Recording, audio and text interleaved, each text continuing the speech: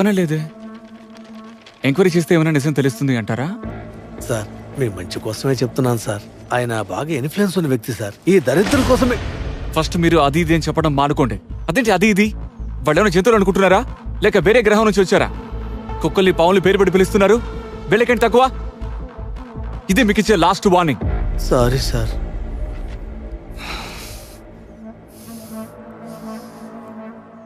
నా టేబుల్ ముందు గుణశేఖరు, నా టేబుల్ మీద ప్రాపర్ రిపోర్టు ఉంటే నేను సంతకం పెడతాను. సార్ మీ వెల్విషర్ గా నేను చేయితే దండం పెడుతున్నాను సార్. వద్దు సార్.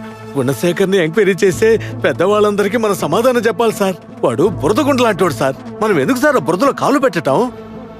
బురదలో కాలు పెడితే నిజం తెలుస్తుంది అంటే అందులో దిగే మొదటి వ్యక్తి నేనే అవుతాను.